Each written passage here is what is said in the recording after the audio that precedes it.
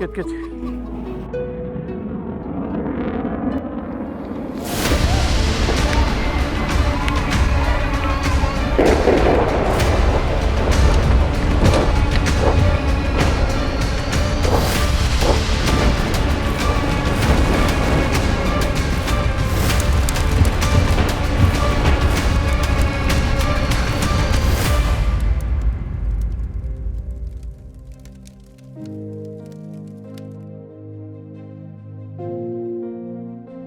بری شرچه بد نزدیکی 45 ماه کل ویرمی.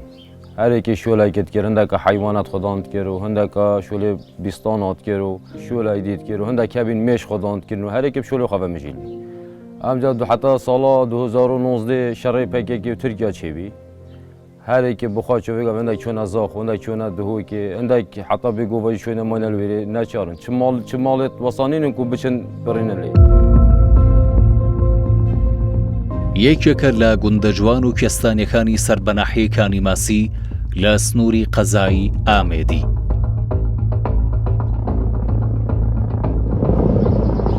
ساڵی 2021 دوای بردومانێکی چڕ لەلایەن سوپای تورکیا 300 دۆنم زەوی دانیشتوانەکەی سوتا و نزیکەی 500 مێشەنگوین لە نێو شوڵ بە تەواوی چۆڵ کرا.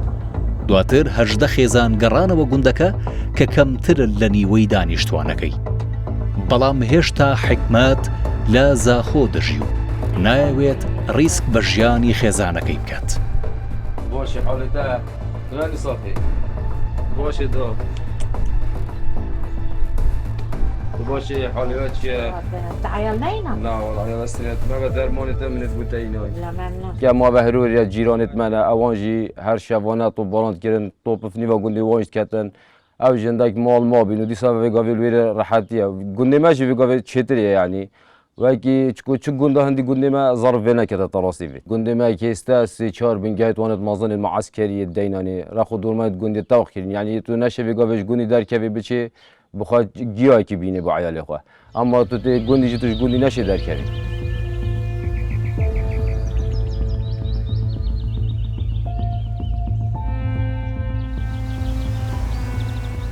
جروی کشت و کالی و گلک دور دولمند و زنگینن چون که هم آواوی هم خوزای و طبیعتی و گلکی تایبته گلکی مناسبه به هنده شروی چاندنی و تو گرینگی پیبدهی گشت و گذار گلک یا تایبت الوی دوری اگر فرصت هبیتن احتمال گلک جهن استراتیجی و گشت و گذاری تین حکومت و هریما کردستان و خلکی و دوریش استفاده لیکته و دیسان دوریت سنورینه بحقیقت اگر اف دوریت هنیک و روبرک یک جار زورت نابرا بیجین ترکیه و هریما کردستان ده اف سنوری هنی احتمال گلک درگه هندیت سنوری بهنه وکرن حکمت دڵتەنگە بەوەی لە گوندێکی ڕازاوە و جوان هەڵکەندراوە. بە پێی نوێترین ئاماری دەستەی ئاماری هەرێمی کوردستان سەرباری چۆڵبوونی 250 گوند لەم ناوچەیە. هێشتا پارێزگای دهۆک بەرزترین ڕێژەی گوندنشینی تێدایە بە بەراورد بە سێ پارێزگاکەی دیکەی هەرێمی کوردستان کە لە سەدا 26ە. نزیکەی 400 گوند لە پارێزگای دهۆک چۆلن. ئیتر هۆکارێک بیتن کە ئەمە دەکاتە نزیکەی 29 لە سەدی کۆی گوندەکانی پارێزگای دهۆک. ئەگەر ئەمانە چۆل نەبانە پێدەچی ژمارەی گوندنشین لە پارێزگای دهۆک لە سەروی 45 لە سەد دەبوو. یعنی لە نزیکەی نیوەی پارێزگای دهۆک گوندنشین دەبوون. لە پارێزگای دهۆک لە سنووری ئامێدی 195 گوند و لە سنووری ئاکرێ 25 گوند و لە زاخۆ 25 گوند و لە قەزای شێخان 10 گوند چۆڵ کراون.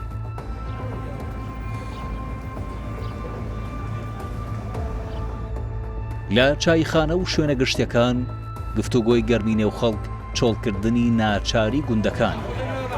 ئەم پیاوانە لەبارەی دژواریەکانی شارنشینیەوە قسە دەکەن. ژیانێک کەوا دیارە هەرگیز لەگەڵی ڕانایەنە. عشیرەت ڕێکۆن تقریبا 76 گوندن. 76 گوند هم یه چولکی خريتي ناخوري كانال اصلال يتنا مجمع ده اب علماء یا کبدت قفسه که دا یاسی بی از شورع هم نشی نفچینه پیشوره نه بشوره با بردمانا ترکو و طیارو و توپو و ایدیو و گل مشکلر من نخوش کری هکه وگو به جینا ما ئابرەخێن مەوتها گێتی نەبوون ئایدی نەبووە ئەم دۆژین بز نادۆنەوە خودی ئەم دۆت بێ منەت بین گل و گوێمە دەوێتە فروتن کێبۆی گوتشێنمە دوێنە فروتن دۆخۆ حێوەنە خدۆنکەین دۆچنە سا گوندێت خۆ دۆخۆکیان گیرک و کزۆنە و تشتم شتۆکەین بەلێ بگۆ بەمەت لۆتی بەرێمە خڕۆی کەوتێ مەعۆشە معاش نات هو یان برسه دومرین معاش نات هو یان برسه کرما خودی والله معاش تو ویتید والله معاش تو دی والله حکمت ما باز ندونه خودی یاب آوادونیه و والله وی پیچید بیت آش ما خام خورتر ابو ملت خود یا خام خور حکمت ما ابو ملت خود باز چنو بیدم همه گاه بیچ معاش ما نهاد معاش ما هاد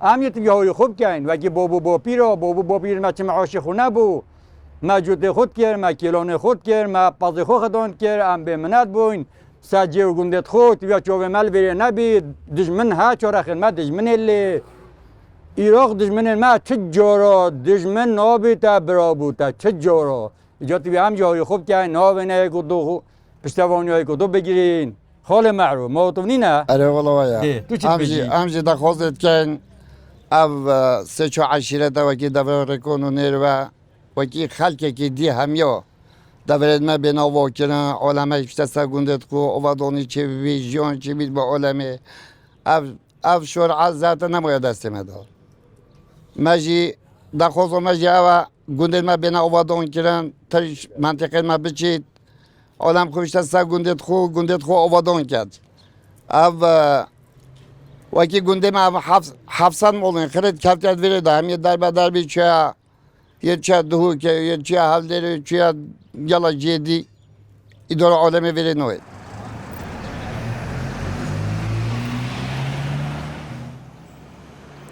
دو منطقه که آمدی نروینه ریکانینه دوسکینه اوانه صدل صد گندکانی اوان یان بجن گندت وانا چولکرینه و نشیاینه و بودمه که دریجه مفاجی برگیرن یعنی تو بگیره وان عشیرت هنه یک گندی وان هر سی عشیرتان یه آزاد نینه و نشیاینه مفاش جهت خو برگیرن جبلی وی که او بروارینه بشکش گندت برواریا بشکش گندت گلیانه لسنور اداره سربخویا زاخو و دیسان نهیلینه برگارینه عشیرتا زیباریانه بشش گندت وانه یعنی اشیم بیشم خلقی که زورش جوان دورت هنیت سنوری ضررمند بوینه نتیجه او روش اولهیه کل دوره هی زۆری ڕێژەی دانیشتوانی گوندنشینی پارێزگای دهۆک ئەگەڕێتەوە بۆ پەیوەستبوونیان بە گوندەکانی خۆیانەوە یعنی حەز ناکەن ئەو ماڵ و مڵک و سامانی خۆیان کە هیچیان بەجێ بێڵن چونکە دەزانن ئەو هەلیکارکردنەش کە ئەو دەیانەوێت ممکنە بەو شێوەیە نەبی لە شارێکە بۆیان بڕەخسێت ناچارە پەیوەستن ماونەتەوە لەوەی بەڵێ بە تاکید ئەگەر سەلامەتیان هەبێت و پارێزراوتر بن ئەوە ڕێژەی لەوەی کە هێستا زیاتریش ئەبێت ئەم خاتونە مامۆستای زانکۆیە و توێژینەوەیەکی چڕی کردووە لەبارەی شارنشینی و گوندنشینیەوە ئەنجامەکانی توێژینەوەکەی زەنگی مەترسین بۆ ساڵانی داهاتوو لە ساڵی 1957 لە پارێزگاکان لە سەدا 20 تا 25 لە ساڵی 1957 لە هەموو لە پارێزگاکانی هەولێر سلێمانی کەرکووک دهۆک بەڵام لە ساڵی 1965 ئەو ڕێژەی گەشتۆتە 30 تا 35 لە هەموو پارێزگاکان ئەگەر بە ڕێژە وەربگرین لە ساڵی 1970 گەشتۆتە لە سەدا 42 بەم شەیە لە ساڵی 1970 کە دوا سەرژمێری بوو بە ڕسمی ئەنجامدرا ڕێژەی شارنشینی لە سەدا 50 تێپەڕان لە پارێزگای هەولێر بۆ نمونە لە سەدا 57 لە پارێزگای سلێمانی لە سەدا 46 مانای وەیە ئەگەر سیر بکەین باقی ئەوەی دیکەماوەتەوە ڕێژەی گوندنشینە تەبعاً ئەوی تری شارنشینە بە پێی ساڵەکان بە تێپەڕبوونی ساڵ ڕێژەی شارنشین لەسەر حیسابی گوندەکان زیادی کردووە ئەمە هۆکاری سیاسی زیاتر پاڵپش بووە یارمەتی دەربوو بۆەوە ئەو هێڵە سنووریەی لە پارێزگای دهۆکەوە درێژ دەبێتەوە بۆ پارێزگای هەولێر بە درێژایی سەدان کیلۆمەتر هەڕەشەی بردومان و ڕوبەڕووبوونەوەی سەربازی نێوان سوپای تورکیا و پارتی کرێکارانی کوردستان لەلایەک و بردومانکردنی هێزەکانی ڕۆژهەڵاتی کوردستان لەلایەن سوپای پاسدارانی ئێرانەوە ناوچەکەی پەرێشان کردو.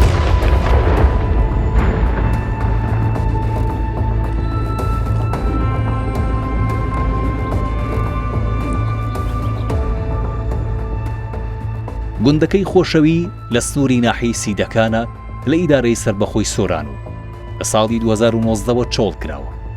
ئەو گوندەکەی و قاچێکی پێکەوە لەدەستا.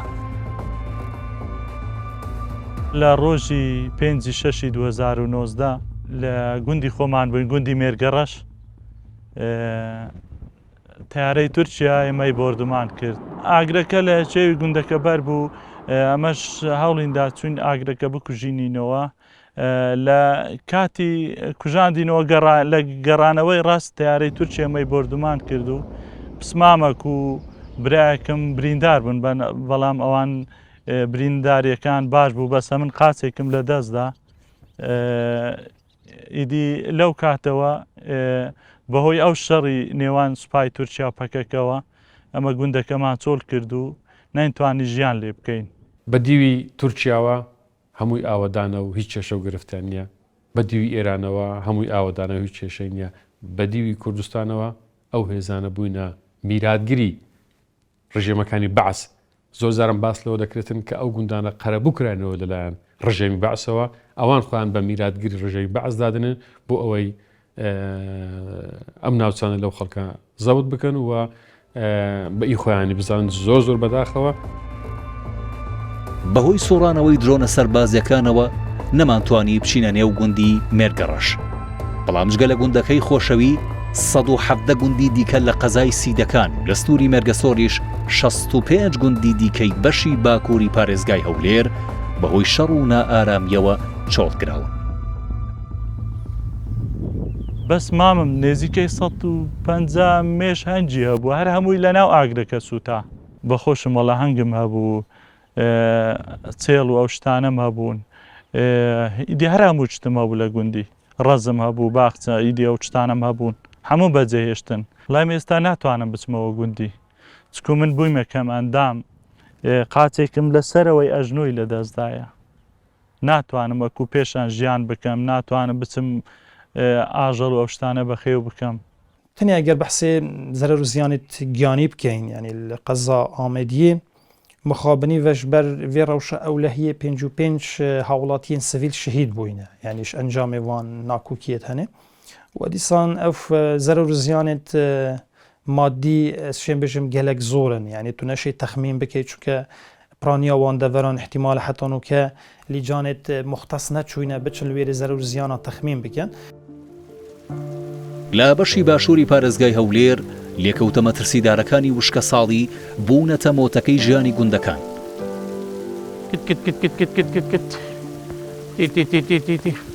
محەممەد ساڵانێک لەوەوبەر زیاتر لە 250 سەر ئاژەڵی بەخێو دەکرد، بەڵام ئەمڕۆ سەرقاڵی تێرکردنی چەند مریشکێکە.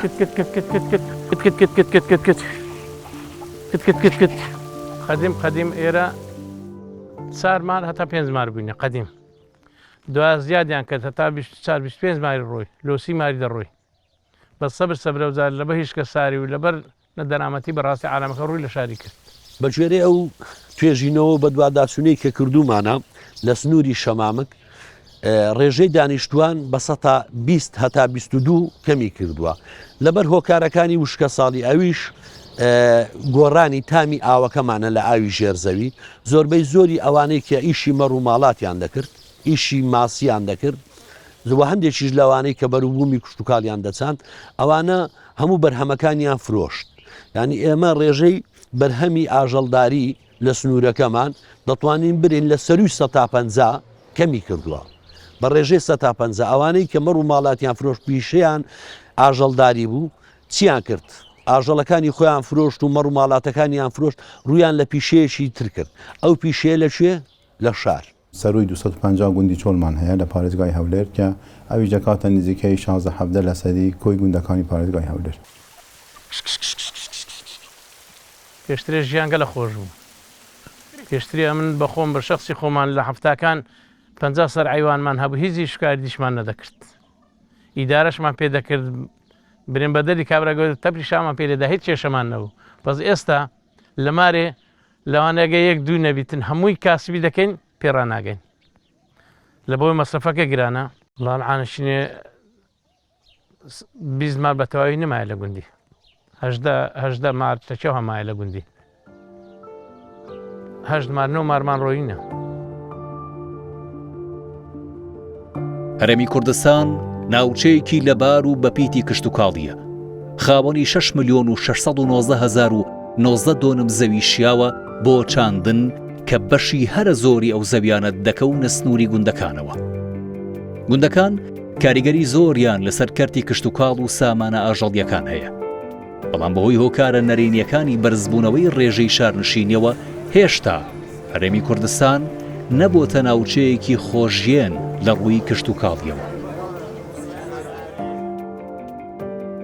لە سنووری شەمامک 1942 سەوزەواتی هەولێر دابین دەکەین لە ڕووی کەرەوز و تەڕەتولە و بابەتەکانی تری وەکو توور و سرق و ئەوانە کە سنوورەکەمان فراوانە و لە ڕووی دانەوێڵەشەوە هەموو جوتیارەکانمان دانەوێڵەیان دەساند بەراورد بەو توێژینەوەی کە ئەو کاتی ئەمە کردمان لە 2020 بۆ 2021 و ساڵانی بەدواوە جگەل لەم ساڵ ڕێژەی چاندنی دانەوێلە زۆر کەمی کردبوو بۆ هۆی وشکە ساڵیەوە. خەڵک هەبوو زۆربەی زۆری زەویەکانی ئەوە بەجی هێشتبوونی دەتوانیت چاندن بکات لە بەروی باران نەدەباری. لە ساڵی 57 ڕێژەی گوندنشین زیاتر بووە، بەڵام لە ساڵی 2020 لە 1970 لەکوێ لە شارەکانە. ئەوە بەکو ئیداری ڕاپەڕی من باز ئەەکەم. زۆرترین گوندی شۆڵکراو لە پارێزگای سلێمانی لە ناوچەی گەرمیان و قەرەداغە. لە سنووری گەرمیان 437 گوند هەن. لەو ژمارەیە 75 گوندیان ئاوەدان نین و 362 گوندیان ئاوەدانن. گوندە شۆڵکراوەکانیش زیاتر پەیوەندیان بە وشکە ساڵی هەیە. 85 گوندە تەسەورەکەم وەک ئاوەدانی ڕەنگە 84 دێ ئاوەدانە. ئەم دێی کە من وەستاومەوە پێڵێن مچەکوێر کاتی خۆی 15 ماڵیتیا بووە، دە عەقدی هەبووە. ئێستا یەک ماڵیتیایە بۆ حیوانداری هاتووە. ئەوش خۆی لێرە نییە ساحێبی حیوانەکان، شوانەکەی هێناوە ئەلەوایە. تێگەی ئەوە سۆڵەی شێقایر مەشهور بووە کە قەڵەباڵغیەکی یەکجا زۆری لێبووە و ئەوە بووە ئێستا هەمووی 5-6 ماڵی دێ. بەرەوە هیچ دەیەکمان نییە کە مابێتەوە بڵێ وڵا بە دیار ئیش و کارەوە وەستاوە. جاران دیاهاتەکان سەرچاوە بوون بۆ ژیانی شار لە ماست و لە شیر و لە دۆ و لە مریشک و لە حیوان و لە بڵێن گوێرەکە و ئەوانەی کە سرە بڕێ. بازاڕەکانی شار بەهی لادیەکان تەقویە ئەکرا و فڕبووەمووی خۆمان. لە پارێزگای سلێمانی بەگشتی قەزایەکانی شار باژێرە ماوەتە گوندەکانیان مەروێ گوندی مەروێ بە تایبەتی لەسەر سنوورە ئەمانە بەرەو چۆلبوو نەچوون. جا بە تایبەتی لە وزستاناندا خەڵک شتێدا نامێنێت طبعاً تەنها لە هاویناندا ئەگەر خەڵک بۆ گەشت بۆ سەیران ڕووی تێبکات ئەگەر ناوەکو نیشتە جێبوون خەڵکی بە دەگمەن تێدا ماوەکو بڵین هەروەکو چۆلەوانی حیسابە. بەڵێ ئەمانە هەتا لە قەزای پشدەر قەزای ڕانیە ناحیە گوندەکانی سەر بە ناحیە سەرکەبکان مەرگا بنگرد و قەزای پشدەر ناحیەکانی هێرۆ و هێڵشە و ئیسێوە و ناودەشت سەنگەسەر ئەمە ئەو گوندانی هەموو ئەو ناوچانە بەڵێ هەمویان زۆربەی هەرە زۆریان چۆل بوونە. بەپێی دواهەمین ئاماری دەستەی ئاماری هەرێمی کوردستان کە کۆتایی ساڵی 2023 ئامادەکراوە ڕێژەی شارنشینی نزیکەی 177 و بەرزترین ڕێژەی گوندنشینیش لە پارێزگای دوهۆکە و دوای ئەو هەولێر و پاشان سلێمانی و هەڵەبجە دێت بەم شێوەیە. پارێزگای هەولێر 183 شارنشین و 117 گوندنشین. پارێزگای دهۆک 174 شارنشین و 126 گوندنشین. پارێزگای سلێمانی 185 شارنشین و 115 گوندنشین. بەپێی نوێترین ڕووپێوی سەرچاوەکانی ئابی هەرێمی کوردستان لە کۆی 3770 گوندی سەرتاسەری هەرێمی کوردستان 867 گوند بەهۆی وشکە ساڵی بە مسۆگەری دووچاری وشک بوون دەبن کە ڕێژەکەی دەکاتە 123 هەموو گوندەکانی هەرێمی کوردستان. لە بەرامبەردا 1306 گوند هەن کە دەکاتە 134 گوندەکانی هەرێمی کوردستان ڕەشەی وشکبوونی سەرچاوە ئاویەکانیان لەسرە. بەم پێش 157 تەواوی گوندە تۆمارکراوەکانی ئەو ڕووپێویە لە سەرتاسەری هەرێمی کوردستان هەڕەشەیان لەسرە. لە پارێزگاکانی هەرێمی کوردستان ژمارە و گوندانی وشکبوونی سەرچاوە ئاویەکانیان مسۆگەرە بەم شێوەیە. پارێزگای هەولێر 344 گوند، پارێزگای سلێمانی 352 گوند، پارێزگای دهۆک 171 گوند.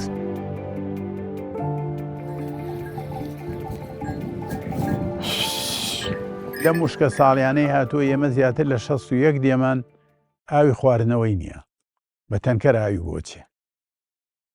لەبەرەوە ئیتر معنای وایە ناتوانی لە ساڵانی پێشترا کە وشکە ساڵێکە هەبوو حکومەت ئیمکانیەتی هەبوو بە تەنکەر ئاوێ هێنا بۆ حیوانەکانیش و بۆ بیری هەڵەکەند کۆمەڵێ شتێ کرد.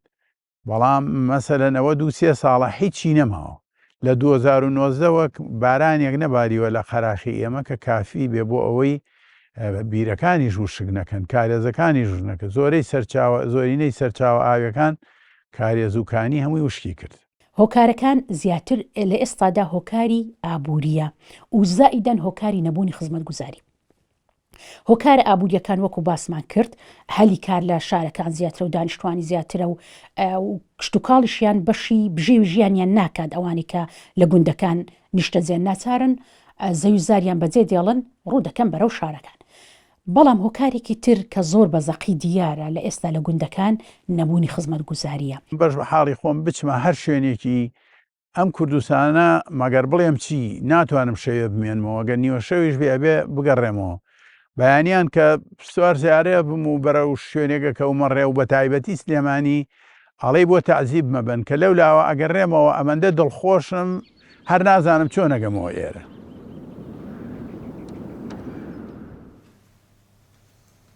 خەڵک کە هاتە ناو شار ماوەیەکی پێچوو دیلێک دروست دەبێتن کە ژیانی گوندەکانی پێ قورس دەبێتن و ئێستاش ئەوانی کە لە گوندەکان ژیاون لە تەمەنێکدا بۆوان زۆر ئاساییە کە رەسنە گوندەکان بەڵام ئەوەی کە ماوەیەک لە شار ژایە ئەوە ینی زۆر ئاساییشە تەڵی مرۆڤ وایە زەحمەتە دەتوانن لەگەر خۆیان لەگەر ژیانی گوند ڕابێنن.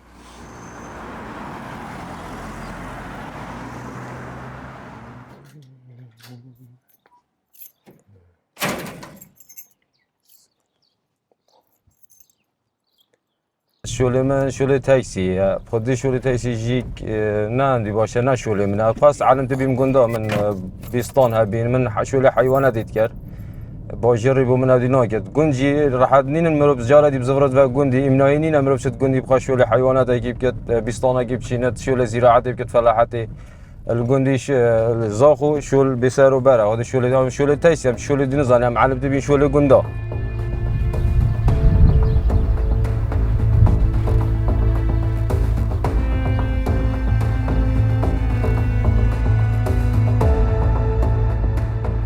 شەڕ و وشکە ساڵی دوو هەڕەشەن کە پێکەبوو لێک کاتدا گوندە زەنگینەکانی هەرێمی کوردستان ڕوود دەکەنەوە.